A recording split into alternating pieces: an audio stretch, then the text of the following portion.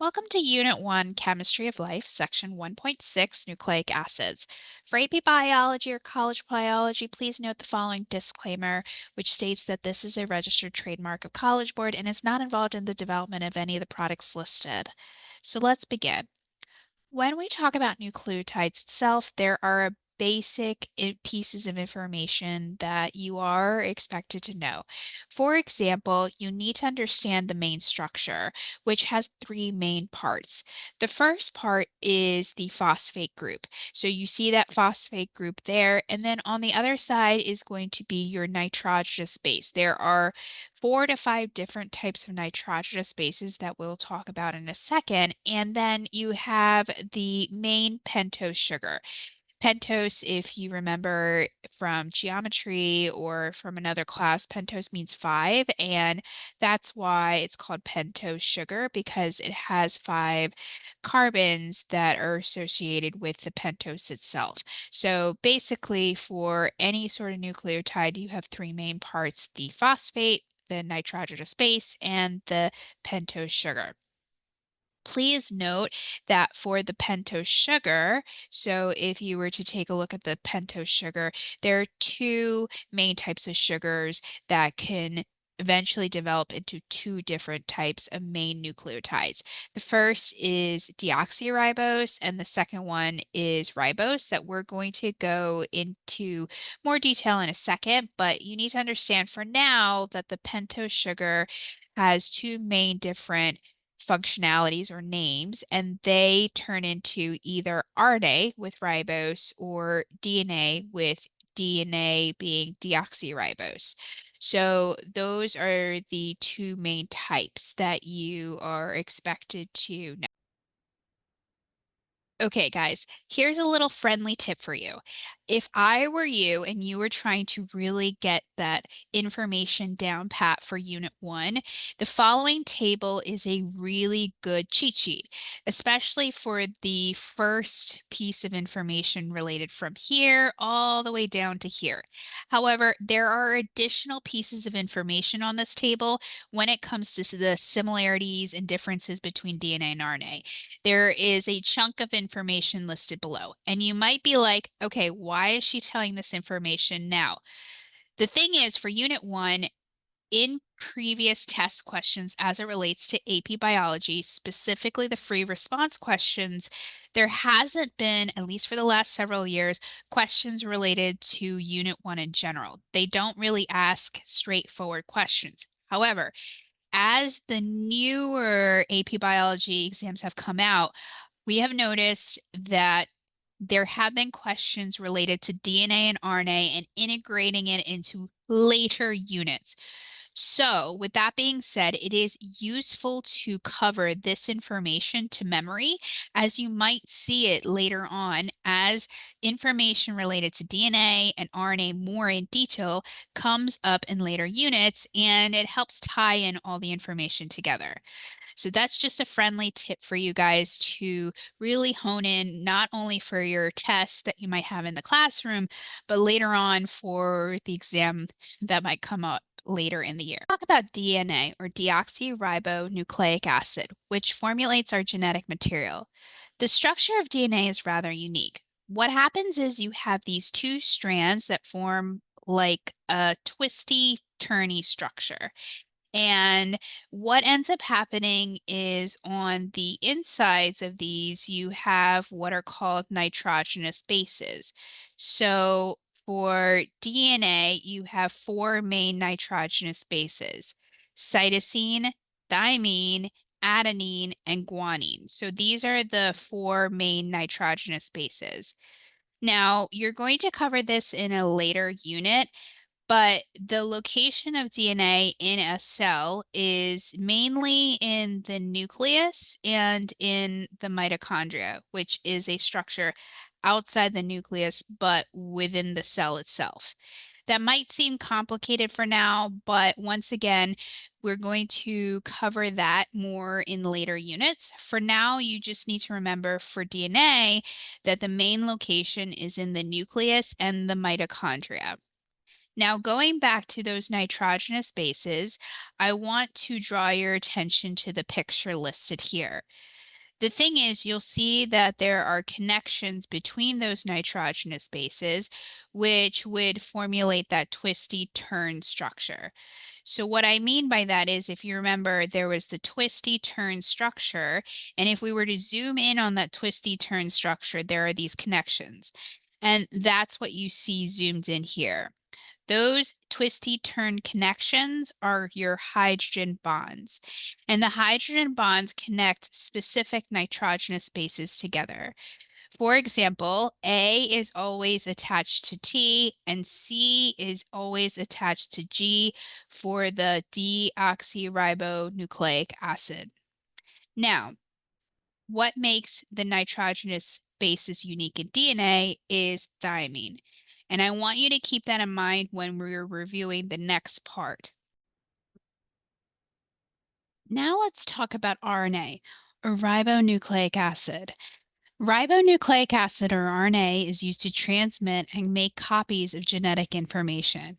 And one of the things that is different from RNA and DNA is the fact that the strand is single-stranded helix. So it formulates this structure right here where there's no other side and it's just one strand. The main sugar is ribose for RNA, and the nitrogenous bases are a little bit different. If you remember, in DNA, you have thymine. Well, you don't have thymine for RNA. Instead, you have uracil to replace it. So you have A that usually connects to T for DNA, but for RNA, it's A connects to U and C connects to G.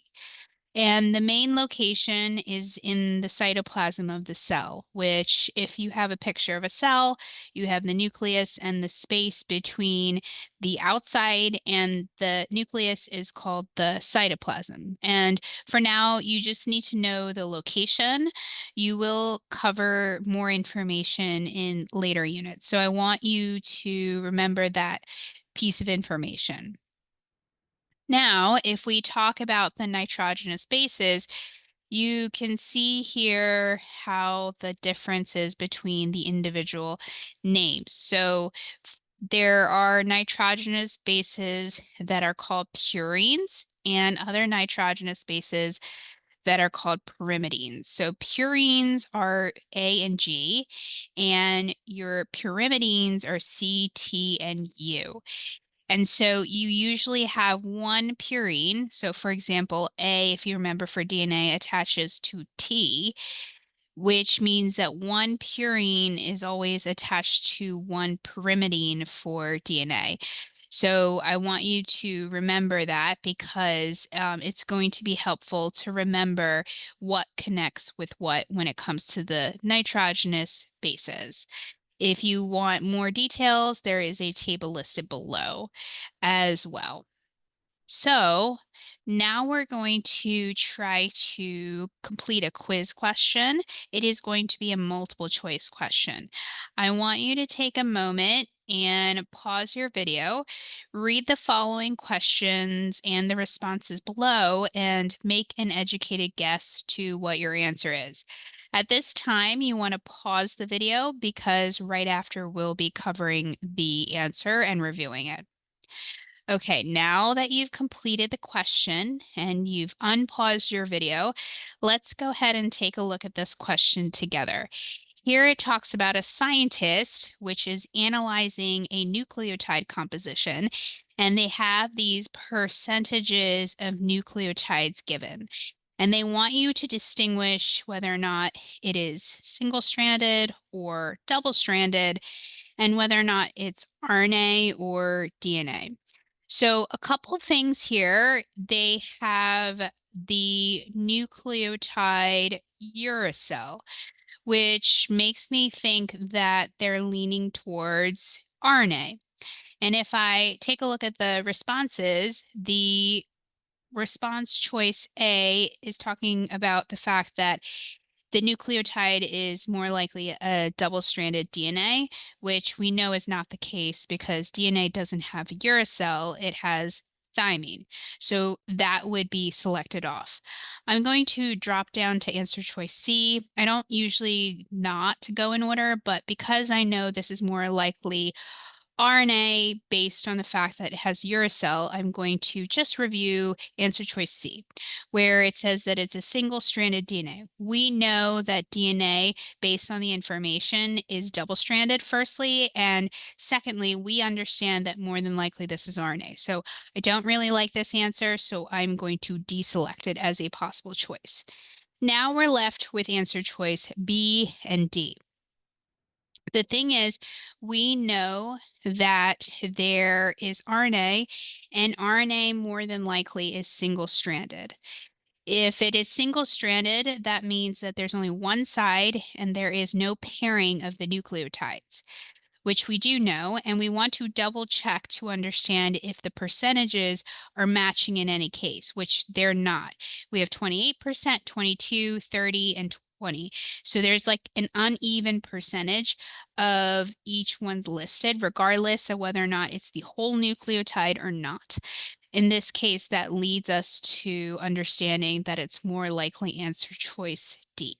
And with that being said, we now know that the correct answer is D. I want to also preface this by saying a possible way that they can ask this question if it relates to DNA, because they like to use arithmetic in these types of problems to help you determine the structure mostly of either DNA or an RNA. So I want to preface another probable way they can ask this question. Let's say they ask this question and they refer to DNA. If that's the case, if you remember, A is usually attached to T and C is usually attached to G.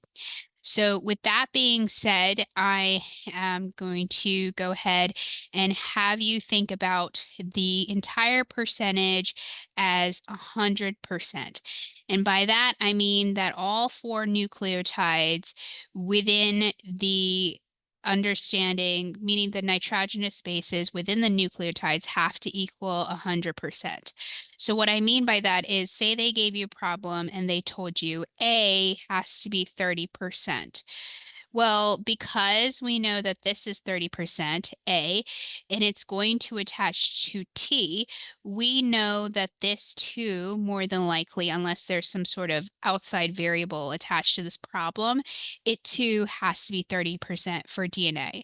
So that would give us a total of 60%, which would leave us a difference of 40% left, because remember, all of those nitrogenous bases have to equal 100%. So C and G combined have to be 40%, and so split, they have to be 20% and 20%. So that's how you would find for DNA. For RNA, in this case, because we only have one strand and we're only taking a small sample, the percentages don't necessarily have to equal 100%. Now, if they told us that this is a nucleic acid and they told us that they provided us a whole sample, then this would be 100% as well. And we would know that the one strand would have the nitrogenous bases and they still could be uneven amount of percentages for RNA. So I wanted to just show this as an alternative to tell the difference between DNA and RNA and potential questions that you could see on a practice test or on an actual test. I hope that you enjoyed this information and it helps clear up any information. Please make sure to subscribe as we have potentially new videos for further problems that you can see in the future, and units and understanding of AP biology in general. Hey, Geeking Out on STEM family, guess what? We want you to hit that subscribe button. Why? Because we'll be producing more content just like this for the AP biology exam and the new digital SAT exam. By subscribing, you'll be getting exclusive, up-to-date tips, tricks, and secrets for both exams. Also, if you're a parent, a teacher, a homeschool instructor, or a student, you might be looking for affordable and exclusive digital products to help improve multiple choice questions, free response questions, or question bank questions related to both the digital SAT or AP biology exam. We have them here. Make sure to check out our link tree in our bio for curated resources that you won't find anywhere else. These unique resources are designed to help you raise your score. By hitting the subscribe button, the more subscribers we get, by the way, the more videos we can make. So make sure to join our family to ensure that you get a perfect score for both exams. We can't wait to help you succeed.